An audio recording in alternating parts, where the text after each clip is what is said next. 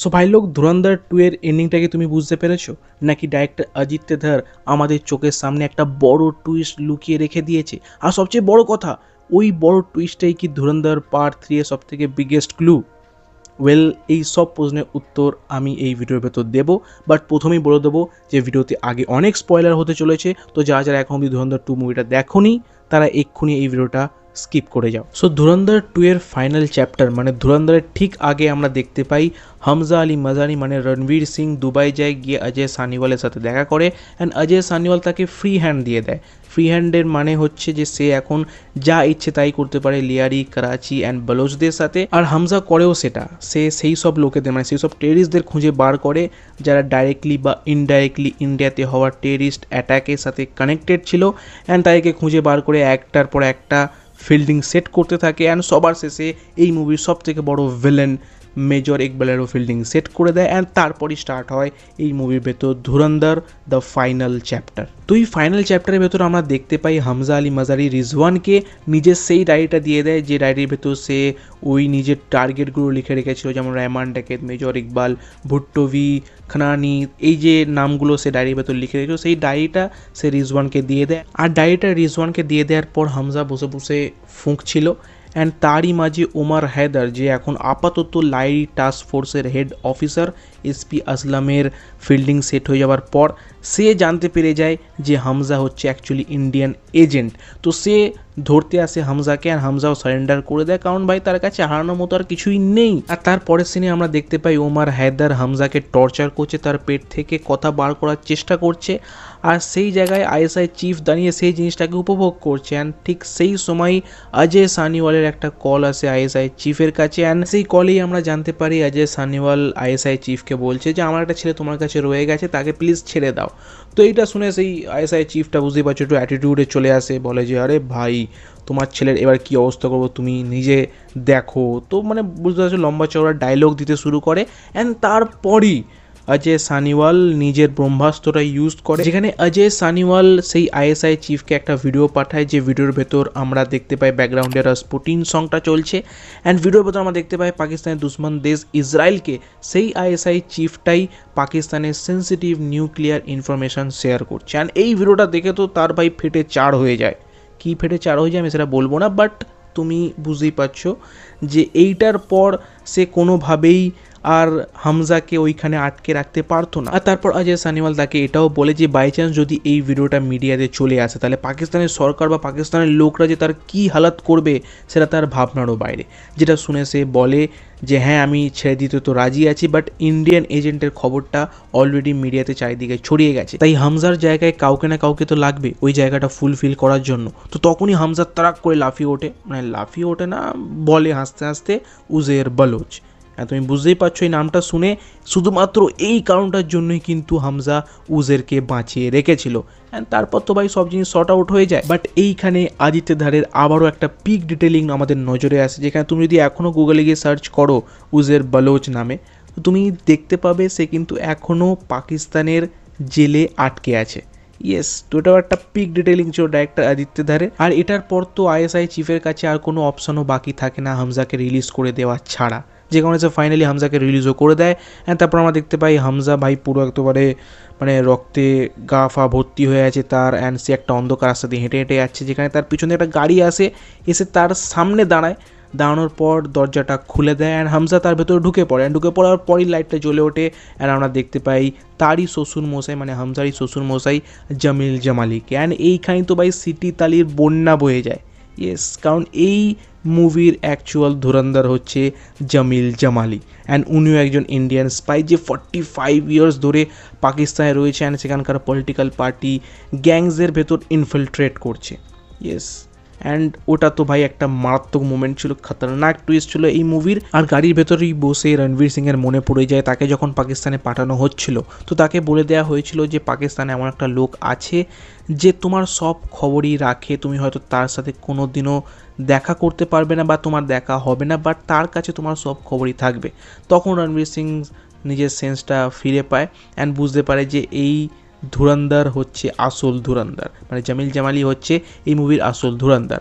But তারপরে সে জামিল জামালিকে বলে যে সে একটা জায়গায় ফেল হয়ে যায়, সে দাউদকে মারতে পারে না, বাট তখনই আবারও একটা টুইস্ট আমার দিকে থ্রো করা হয়, অ্যান্ড যেখানে জামিল জামাই নিজের ফোনে দেখায় সে দাউদের সাথে হ্যান্ডশেক করছে, যেখানে সে হ্যান্ডশেকের মাধ্যমেই সে দাউদকে একটা স্লো পয়জন দিয়ে দেয়।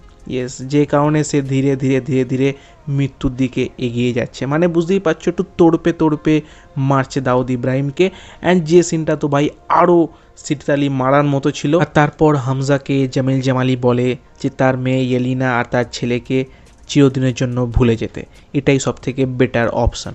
অ্যান্ড তারপর হামজা আস্তে আস্তে তার প্রাইভেট জেটে উঠে যায় অ্যান্ড ইন্ডিয়া ফেরত চলে আসে। আর ইন্ডিয়া পৌঁছেই হামজা মানে জাসকিরাত সে ডাইরেক্ট অজয় সানিওয়াল আর বনসালের সাথে দেখা করে অ্যান্ড তাদেরকে সেই সব ইনফরমেশনগুলো প্রোভাইড করে যেটা সে এতদিন ধরে জমিয়ে রেখেছিল নিজের কাছে। অ্যান্ড বুঝতে পারছো প্রোটোকল টাইপের একটা ব্যাপার। আর সে পুরোপুরি ইনফরমেশনটা দিয়ে উঠতেও পারে না, কারণ একদিনে অতটা ইনফরমেশন কেউই দিতে পারে না, যে কারণে সেকেন্ড দিনও যখন তার বনসাল আর অজয় সানিওয়ালের সঙ্গে দেখা করার কথা ছিল, বাট আমরা জানতে পারি যে সে প্রোটোকল ভেঙে পালিয়েছে। ইয়েস, অ্যান্ড পালিয়ে গিয়ে সে উঠে যায় দিল্লি থেকে পাঠানকোট যাওয়ার ট্রেনে। ইয়েস, অ্যান্ড ওইখান থেকে এই মুভিটা ধীরে ধীরে পিক করতে শুরু করে। ইয়েস, ইমোশনসের দিক থেকে, কারণ তার ওই খুঁড়িয়ে হাঁটা, মানে রণবীর সিংয়ের খুঁড়িয়ে হাঁটা, অ্যান্ড মুখে একটা আলাদা তেজ চলে আসা অ্যান্ড আলাদা একটা স্মাইল চলে আসা যে হ্যাঁ সে ফাইনালি এত বছর পর নিজের বাড়ি যাচ্ছে। ইয়েস, নিজের গ্রামে যাচ্ছে, নিজের ঘরটা গিয়ে দেখবে, নিজের মায়ের সাথে দেখা করবে, নিজের বোনের সাথে দেখা করবে, ওই যে খুশিটা সেটা রণবীর সিংয়ের চোখে ফুটে উঠছিল। আর ওইখানে ডাইরেক্টর অজিত ধার কিন্তু কোনো সিন কাট করেনি, মানে রণবীর সিংয়ের ট্রেনে ওঠা, ট্রেন থেকে নামা, নেমে একটা রিক্সা করে সোজা তার গ্রামে যাওয়া, এই প্রতিটা সিন কিন্তু মুভির ভেতর দেখিয়েছে প্রপারলি। আর তারপর সে রিক্সা থেকে নামে আর নেমে আস্তে আস্তে হেঁটে হেঁটে নিজের ঘরের দিকে এগোতে থাকে, যেখানে সে তার মাকেও দেখতে পায়, তার বোনকেও দেখতে পায়, তারা হেসে খেলে একে অপরের সাথে কথা বলছে। তার মা এখনও অবধি কাজ করে যাচ্ছে, বয়স হয়ে গেছে, অ্যান্ড ঘরে দুটো ছেলে মেয়ে দৌড়াদৌড়ি করছে, অ্যান্ড সেটা দেখে সে ধীরে ধীরে কাঁদতে শুরু করে দেয়। ইয়েস, তার মুখে তো হাসি থাকে বাট চোখ দিয়ে জল নামতে শুরু করে দেয়। অ্যান্ড ভাই মোমেন্ট, ভাই আলাদা একটা মোমেন্ট ছিল এইটা। অ্যান্ড সে ধীরে ধীরে হাঁটতে হাঁটতে ঘরের দিকে যেতে শুরু করে, যেখানে তার বোন না তার মা কেউই তাকে লক্ষ্য করে না। ইয়েস, অ্যান্ড মা তার ঘরে ঢুকে যাওয়ার সময় দরজাটা দিয়ে দেয়, অ্যান্ড দিয়ে দেওয়ার পরেই জাসকিরাত দাঁড়িয়ে পড়ে। ওকে, অ্যান্ড দাঁড়িয়ে পড়ে সে একবার ঘরের দিকে দেখে, একবার পিছনের দিকে দেখে, অ্যান্ড দেখে ভাবে যে আমার কি এগিয়ে যাওয়া উচিত, কারণ তারা এটা মেনে নিয়েছে যে জাসকিরাত আর নেই। ইয়েস, অ্যান্ড সেটা মেনে নিয়ে তারা এখন মুভ অন করে গেছে, তারা হ্যাপিলি আছে। তো তাহলে কি আমার যাওয়া উচিত নাকি আমার ফেরত চলে যাওয়া উচিত? অ্যান্ড এই দুদিকে তাকানোর পর সে সোজাসুজি আমাদের স্ক্রিনের দিকে তাকায়, অ্যান্ড তাকানোর পর সেটা আমাদের উপর ছেড়ে দেয় যে আমরা এরপর কি ডিসাইড করব। আর তারপরই স্ক্রিনে চলে আসে direct and written by Aditya Dhar, আর তারপর নাম আসতে শুরু করে দেয়। অ্যান্ড এইখানে দুটো ক্রেডিট সিন আছে, একটা মিড ক্রেডিট সিন, একটা post credit scene. And mid credit সিনে আমরা দেখতে পাই সালটা হচ্ছে 2002, যেখানে জাসকিরাত সিং রঙ্গির ট্রেনিং পিরিয়ড চলছে। ইয়েস, অ্যান্ড শুধুমাত্র সেখানে জাসকিরাত সিং রঙ্গি নয়, আরও অনেক ধুরন্ধর তৈরি হচ্ছে। তার ভেতর একজন হচ্ছে রিজওয়ান, সেও কিন্তু রণবীর সিংয়ের সাথে ঠিক ওই জায়গাতেই ট্রেনিং করছে। আর তারপর সেই ট্রেনিংয়ের আমরা কিছু কিছু ছোট ছোট ঝলক দেখতে পাই, যেখানে তাদেরকে উর্দু, ফার্সি আরও নানান ধরনের ভাষা শেখানো হচ্ছে, তাদেরকে প্রপারভাবে নামাজ পড়ানো শেখানো হচ্ছে, মানে যাতে তারা পুরোপুরি মুসলিম লাগে। অ্যান্ড তাদেরকে এক্সট্রিম লেভেলের ফাইট শেখানো হচ্ছে, পয়জনের ব্যাপারে শেখানো হচ্ছে, অ্যান্ড এক্সট্রিম লেভেলের সিচুয়েশান থেকে কীভাবে বার হয়ে আসতে হয় সেটা শেখানো হচ্ছে, যেটা বনসালি শেখাচ্ছে। আর তার পাশাপাশি মুসলিম ছেলেদের যেটা করে দেয় ছোটোবেলাতেই ওইটাও করে দেওয়া হচ্ছে, মানে বুঝতে হচ্ছে প্রপার ট্রেনিং দেওয়া হচ্ছে ওখানে। তার মধ্যে থেকে যেসব বেস্ট স্টুডেন্টরা হবে তাদেরকে ধুরন্ধর হিসাবে পাকিস্তানে পাঠানো হবে। অ্যান্ড সেখানে ডেফিনেটলি রণবীর সিং টপ করেছে বলেই তাকে পাঠানো হয়েছে। অ্যান্ড তারপর পাঠানো হয় রিজওয়ানকে। অ্যান্ড এইবারে এখানে লক্ষ্য করার মতো জিনিস হচ্ছে এটাই যে রণবীর সিং তো চলে আসে, বাট জামিল জামালি, রিজওয়ান এরা কিন্তু এখনও পাকিস্তানে রয়েছে। তার মানে কি এটা পসিবিলিটি হয়ে যেতে পারে যে ধুরন্ধর যখন পার্ট 3 আসবে বা ধুরন্ধর নিয়ে যদি কোনো টিভি শো আসে তার ভেতর আমরা এদের দেখতে পাবো? ওয়েল, অনেক কিছুই হতে পারে, বাট আমার যতদূর মনে হয় রণবীর সিংকে ছাড়া ধুরন্ধর ঠিক মানাবে না। বাট যাই হোক, এরপর আরও একটা পোস্ট ক্রেডিট সিন আসে, যেটার দরকার তেমনভাবে ছিল না, বাট তারপরও আদিত্য ধার বলেছিল যে একেবারে শেষ সিন অবধি সিটে বসে থাকবে, তো আমরা বসেছিলাম। অ্যান্ড শেষে আসে সেই আইএসআই চিফটা, যার সাথে ওমারের একটা কথোপকথন মানে ঝগড়াঝাটি বলতে পারো, যেখানে ওমার সে আইএসআই চিফকে বলে যে আমি বুঝে গেছি আপনিও ওদের সাথে যুক্ত হয়ে আছেন, যে কারণে ইন্ডিয়ান এজেন্টকে আপনি ছেড়ে দেন।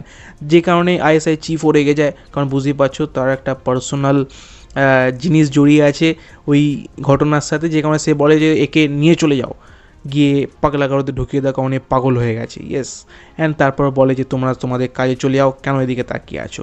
তো বুঝতেই পারছো একটা ঝগড়াঝাটি হয়, অ্যান্ড ওমারও বলে যে আমি এটা শেষ দেখে ছাড়বো। তো এটাই ছিল শেষ ক্রেডিট সিন এই ধুরন্ধর পার্ট 2 এর। তো এই পোস্ট ক্রেডিট সিনটার আমি তো কোনো ইম্পর্টেন্স ফিল করিনি, মানে এটা যদি থাকতো তাতেও কোনো অসুবিধা ছিল না, আর যদি না থাকতো তাতেও কোনো অসুবিধা ছিল না।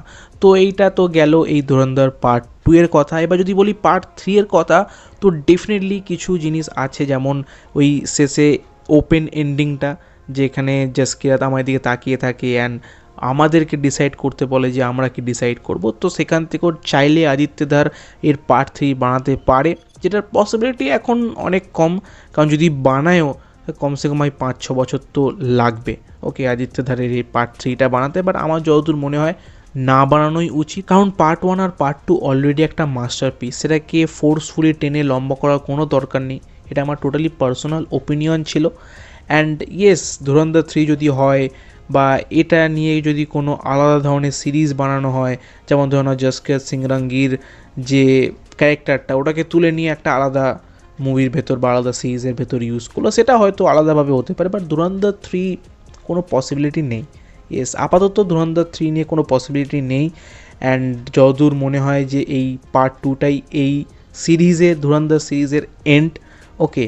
অ্যান্ড তারপর যদি কোনো ভবিষ্যতে প্ল্যান থাকে বা যদি কোনো আলাদা স্টোরি আসে আদিত্যধারের মাথায়, তাহলে হয়তো উনি গিয়ে এই ধুরন্ধর পার্ট 3 নিয়ে কিছু বানাতে পারেন। বাট আপাতত এটাই হচ্ছে দি এন্ড। আর এবার তুমি বলো, তুমি কি ধুরন্ধর 3 দেখতে চাও, নাকি তুমিও চাও যে এই পার্টটা এখানে এন্ড হয়ে যাক, ধুরন্ধর 2 দিয়েই এই ধুরন্ধর সিরিজটা এন্ড হয়ে যাক? তুমি তোমার মতামত অফকোর্স কমেন্টে জানাতে পারো।